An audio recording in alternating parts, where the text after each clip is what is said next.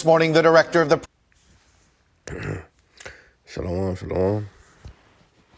Kahalai mihau bashim yahushai. Wahakadashaka. Just say all praise to Yahweh Bashim Yahushai. Double honors to the apostles and elders of Great Middlestone, teaching truth on down to the younger brothers.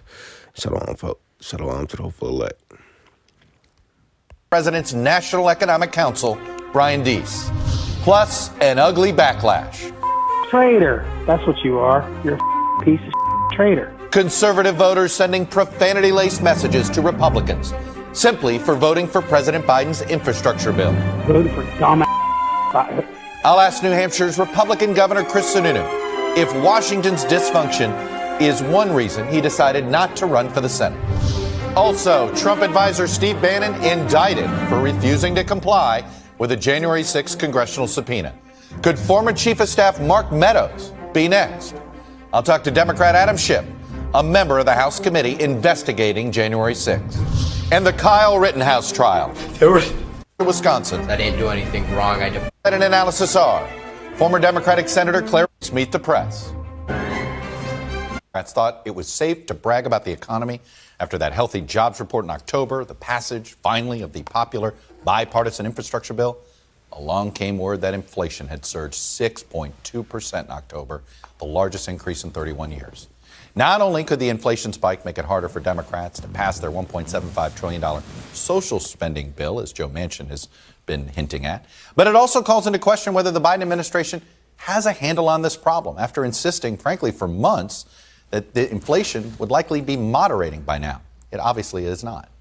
And just when Republicans, by the way, thought it was going to be safe to look forward to a united party heading into the 2022 midterms after their successes in 2021 last week, a nasty skirmish has broken out. The 13 Republican House members whose votes did help pass the $1 trillion bipartisan infrastructure bill have received profanity-laced messages and death threats from some conservative voters. So why the anger over the kind of bill, infrastructure, roads and bridges, that normally produces bipartisan support? Because President Biden, who will sign the bill tomorrow, might benefit politically. That's why, at least that's what the former president fears. And that's where we're going to start this morning, with our increasingly dysfunctional Congress, dysfunctional politics, which is driving people to want to leave Washington or simply not run at all. Ugly time, a toxic time, and really unfortunate because it's not what we stand for as a democracy. This week's GOP-led backlash over the vote to fund roads, bridges, and broadband is just the latest, as a portion of the Republican Party sees threats of political violence as a legitimate part of their partisan struggle. We always have a difference of ideas, but these ideas should not be leading to violence. House Republicans who voted for the bill have been flooded with angry messages, called traitors, told to rot in hell, and delivered death threats, like this one to Michigan Congressman Fred Upton. Traitor. That's what you are. You're a piece of traitor. I hope you die. I hope everybody in your family dies. It's a bill 19... That's what you are. You're a piece of traitor. I hope you die. I hope everybody in your family dies. It's a... Now this is to Esau, from Esau. This is the wicked, from the wicked to the wicked. And this is all you're going to be seeing through this video. Strong controversy and backlash in between these two parties. All this political crap.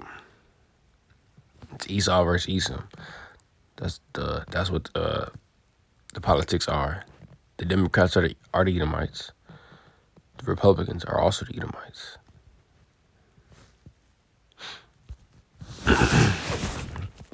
Now,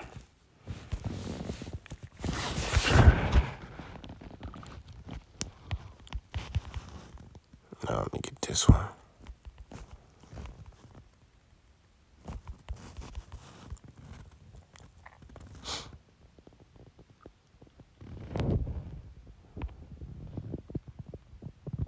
Matthew 12,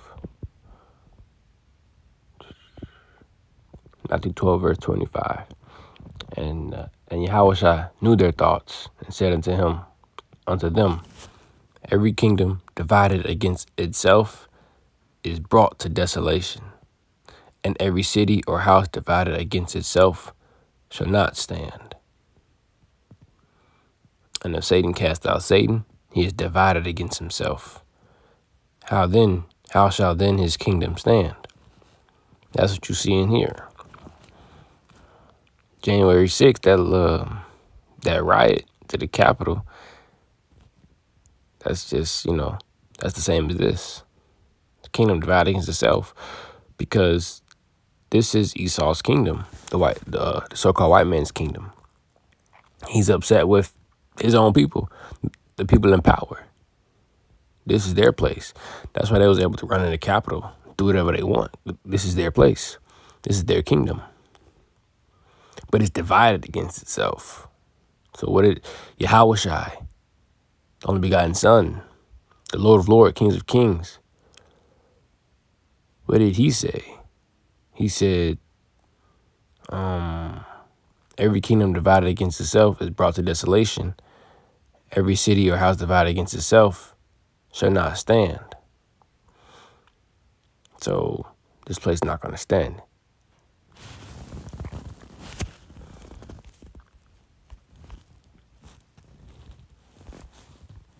Job 9:24, the earth is given into the hand of the wicked. He covereth the faces of the judges thereof. If not, where and who is he? Because this earth belongs to the wicked. And who has the earth right now? The so-called white man, Esau, Edom.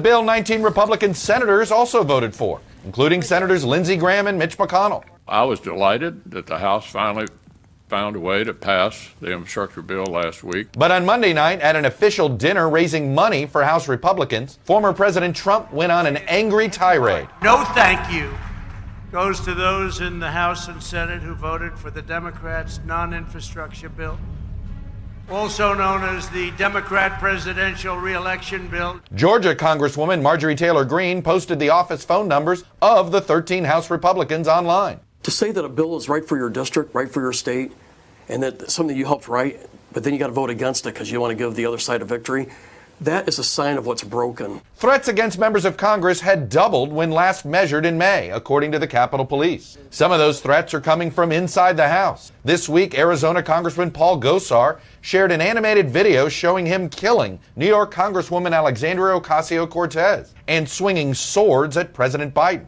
And Republican leaders have been slow to condemn the attack on the Capitol, taking their cues from the former president. We're saying hang Mike Because Pence. it's common sense, John. It's common sense that you're supposed to protect. How can you, if you know a vote is fraudulent, right? Yeah. How can you pass on a fraudulent vote to Congress? We are also confronting a domestic threat aided by political leaders who have made themselves willing hostages. Domestic threats aided by political leaders To this dangerous and irrational man. Now many in the party are adopting former President Trump's violent language. From Republican leaders, I want you to watch Nancy Pelosi hand me that gun. It'll be hard not to hit her with it, but I will bang it down. to the conservative grassroots. A Reuters investigation documented nearly 800 intimidating messages to election officials in 12 states. Tell the truth, or your 3 kids will be fatally shot. Let's be clear.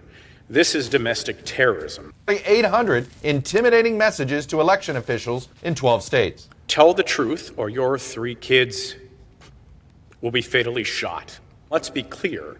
This is domestic terrorism. The bitterness in Washington is just one reason New Hampshire Governor Chris Sununu, a top Senate recruit, took a pass. I've been criticizing Washington for a long time, and I guess I was right.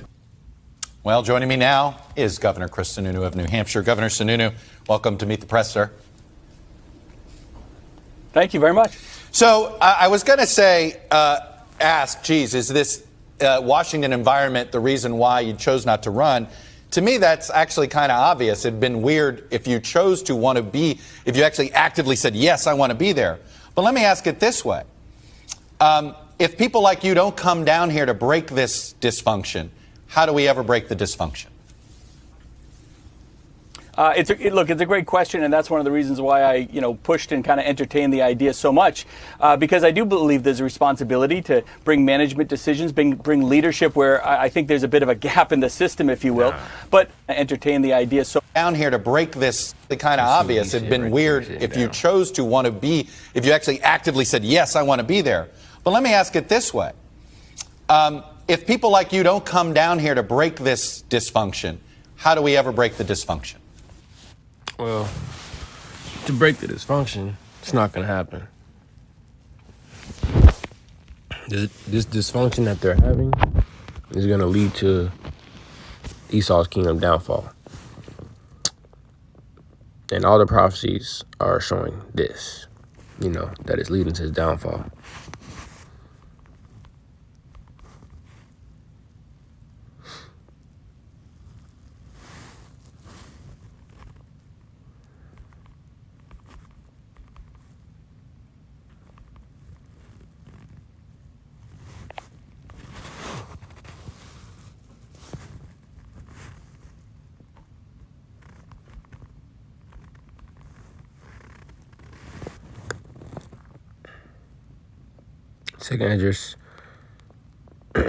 Second Esdras 6, verse 8. I'll start at 9. For Esau is the end of the world, and Jacob is the beginning of it that followeth. Now you got who's in power right now? Esau, Edom. So we know that due to Job 9:24, the earth is given into the hand of the wicked. Now he's in power right now. He's the end of the world. So he's the last. And Jacob is the beginning of it that followeth. So it's following right after Esau's end of the world. Now what did Yahushai, what does the scripture say about us ruling? Well, about us ruling, this is what it says. No. Daniel 7:18. But the saints of the Most High shall take the kingdom and possess the kingdom forever, even forever and ever. So this is the everlasting kingdom. Everlasting.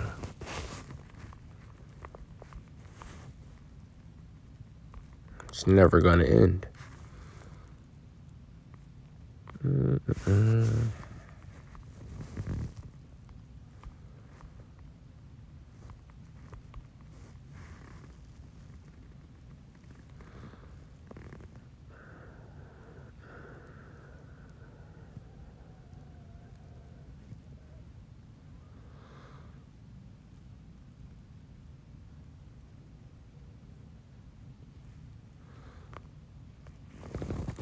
Daniel 7, verse 27, and the kingdom and dominion and the greatness of the kingdom under the whole heaven shall be given to the people of the saints of the Most High, whose kingdom is an everlasting kingdom. Right there, whose kingdom is an everlasting kingdom. Now let's go back to 2 Esdras 6. 2 Esdras 6 in Apocrypha, verse 9, for Esau is the end of the world, and Jacob is the beginning of it that followeth. So now when this man said... It's a great question, and that's one of the reasons why... Down here to break this dysfunction. How do we ever break the only dysfunction? person gonna come down here is Yahushua. He's coming down here. That's it. Let me get some more of these. Let me see.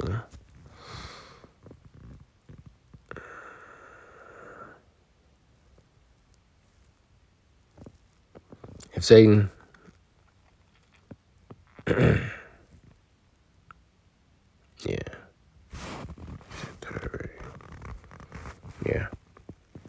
Let me just get it again. Luke 11 and 17. But he, knowing their thoughts, said unto them, every kingdom divided against itself is brought to desolation, and a house divided against a house falleth. If Satan also be divided against himself, how shall his kingdom stand? It's not going to be able to stand. Yahushua said it's not going to be able to stand. There's no fixing it. He's divided against himself, and a house divided against itself falleth, brought to desolation.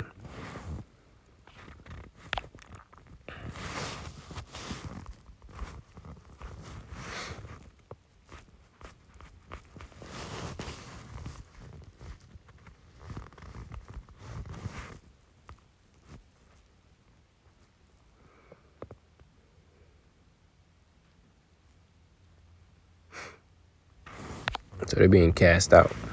Play this one more time. Want to be there. But let me ask it this way. If people like you don't come down here to break this dysfunction, how do we ever break the dysfunction? Forget about breaking that dysfunction. Forget about trying to fix it. It's over with. They being cast out. You know what I'm saying? So Revelation 12:9, and the great dragon was cast out, the old serpent called the devil and Satan, which deceiveth the whole world. Which deceiveth the whole world. Got the whole world thinking that this political stuff is real. That votes matter. That all of this stuff matters. So when all of this, like, that you're going to really vote on who the president's going to be. That's not it. All of that's decided already. It's like a monopoly. It's a manipulation. It's just being deceived. And everything's already decided. They're giving you the feeling and the belief that you're actually, doing something and making a change when it don't really matter what you vote. I'm gonna read this again. I'm gonna close out. Say, and the great dragon was cast out, that old serpent called the devil and Satan, which deceiveth the whole world. He was cast out into the earth, and his angel was cast out with him.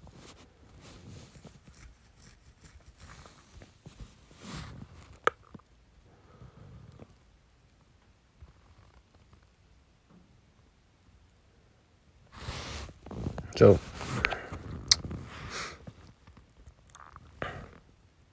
that's it. So I'm close out. All praise glory to Yahweh Shem Yahushai. Shalom to the whole full elect.